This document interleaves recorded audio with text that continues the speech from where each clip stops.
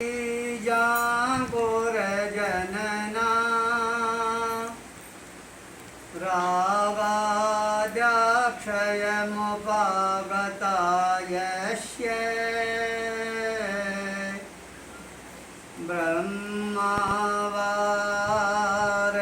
ब्रह्मावारविष्णुर्वा अरोजिनो वा नमस्तस्मै अरोजिनो वा नमस्तस्मै। भारतीय संस्कृति संतों की संस्कृति रही है। संत वो होते हैं जो समाज में अच्छे संस्कारों का निर्माण करते हैं।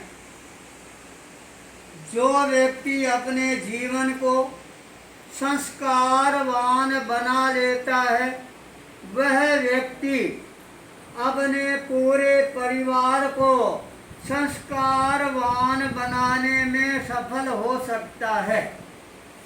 यदि हमारा परिवार संस्कारवान बनता है तो उसका जो असर है वह अपने आप ही हमारे समाज पर देखने को मिल जाता है। समाज यदि संस्कारवान बनता है तो हमारे नगर पर असर आता है, राज्य पर असर आता है और पूरे राष्ट्र की जो संस्कृति है वह उज्ज्वल से उज्ज्वलतम बन जाती है। भारतीय संस्कृति तप, त्याग और बलिदान की संस्कृति रही है। भारतीय संस्कृति है वह दान वीरों की संस्कृति रही है। भारतीय जो संस्कृति है वह संस्कृति यहाँ पर मजदूर और बड़े बड़े व्यापारियों की रही है। हमारे देश के अंदर बड़े बड़े व्यापारी हुए, जिन व्यापारियों ने हमारे देश के लाखों लाखों व्यक्तियों को मजदूरी दी, काम दिया और हर हाथ को काम देकर पुरुषार्थ को पुरस्कृत करने का प्रयास किया। देश के विकास के अंदर उद्योगपतियों की जितनी जरूरत होती है उससे ज़्यादा जरूरत होती है वो होती है हमारे कर्मचारियों की। और जिस उद्योग के अंदर कर्मचारी काम करने के लिए जिस दिन प्रवेश कर देता है और वह ये मानना प्रारंभ कर देता है ये इंडस्ट्रीज है, ये किसकी है, ये मालिक की नहीं, ये इंडस्ट्रीज मेरी है। इस इंडस्ट्री को चलाने का दायित्व है, वह दायित्व किसका है?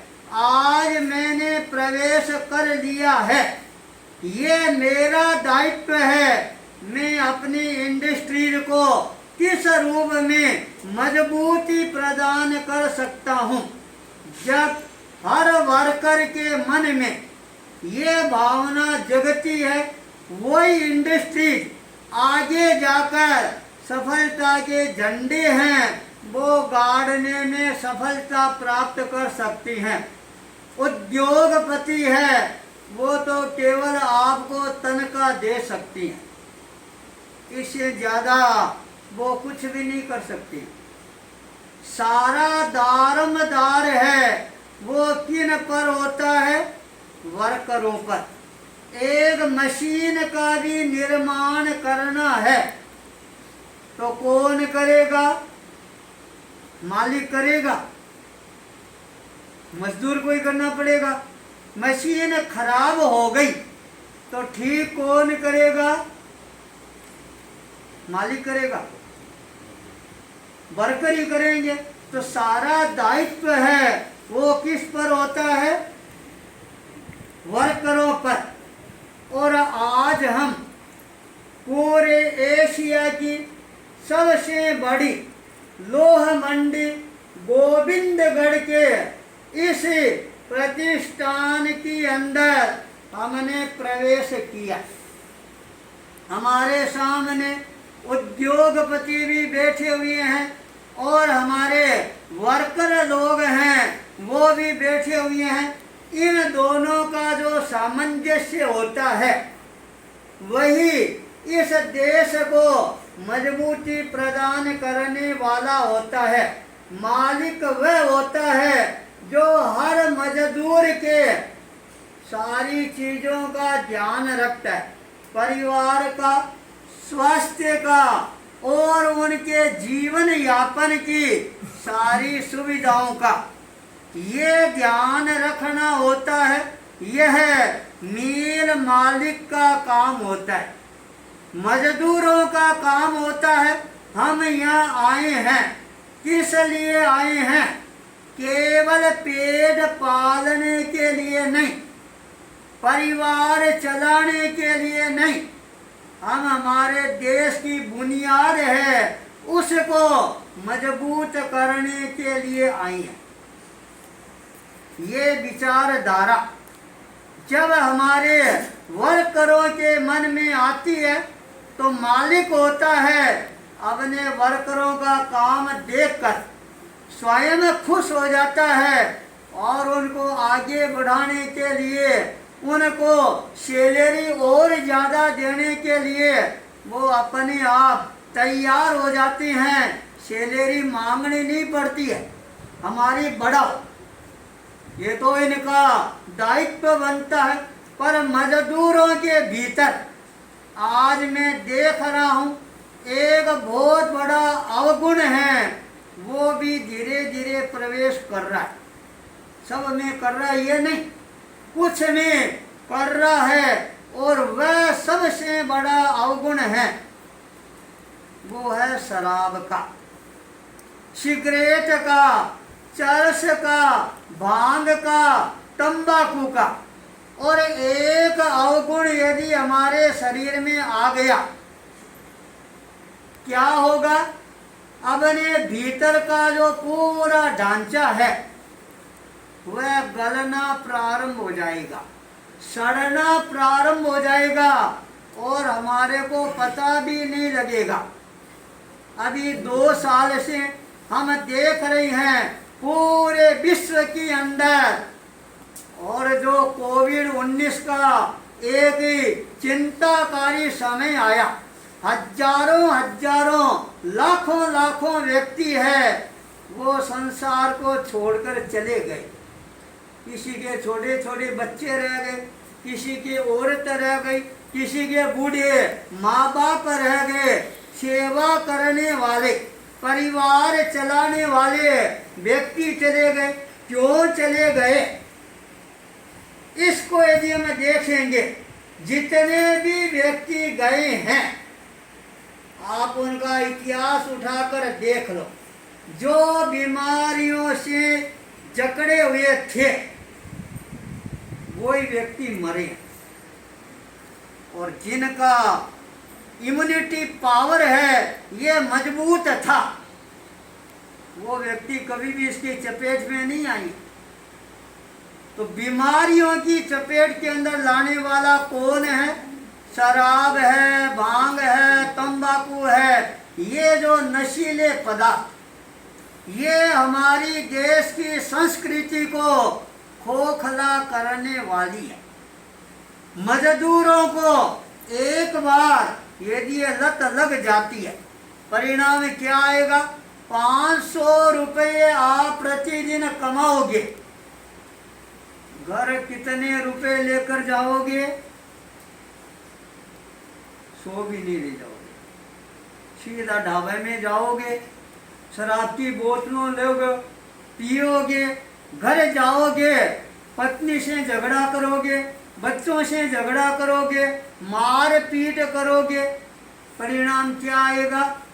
पत्नी नाराज होकर और घर छोड़कर चली गई तो जिंदगी भर रोते रहो, भटकते रहो।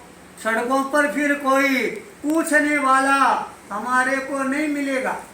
तो आज ये वर्करों का पहला दायित्व बनता है, हम सब अपने आप को व्यसन मुक्त बनाकर और अपने पुरुषार्थ का प्रयोग करेंगे तो हमारा जो परिवार है वह भी मजबूत बनेगा, रहने के लिए आलीशान मकान बनेगा, बच्चों के लिए पढ़ाई के लिए स्कूल के द्वार खुलेंगे और वो बच्चे पढ़ लिख कर आगे जाकर क्या हमारे देश के प्रधानमंत्री, राष्ट्रपति, मुख्यमंत्री और मंत्री, कलेक्टर आदि नहीं बन जाएंगे।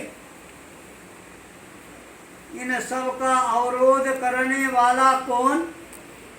केवल एकमात्र हमारा नशीला पदार्थ, हमारे जीवन की बुराई। एक बुराई पूरे जीवन को बर्बाद करके रख देती है, एक अच्छाई पूरे जीवन को आबाद बनाने वाली भी बन जाती है।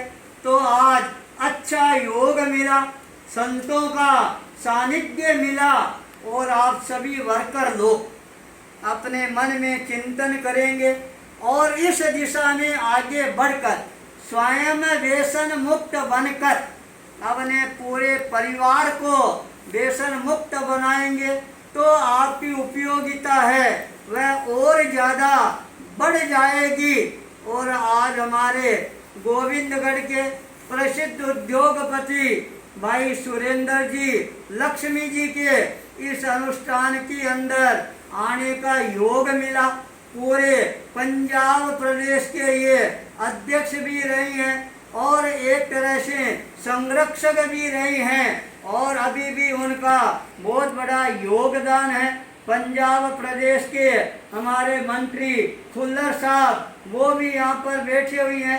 तो सबके इन बीच के अंदर मेरे को अपनी बात कहने का अवसर मिला तो सभी वर्कर लोग, सभी मालिक लोग अपने मन में चिंतन करके हर मालिक अपने वर्कर का ध्यान रखें, हर वर्कर अपने इंडस्ट्री को मजबूती प्रदान करने का ध्यान रखते हुए अपने आप को व्यसन मुक्त बनाकर परिवार को व्यसन मुक्त बनाओगे तो संतों की ये वाणी आप सबके लिए कल्याणकारी बन जाएगी।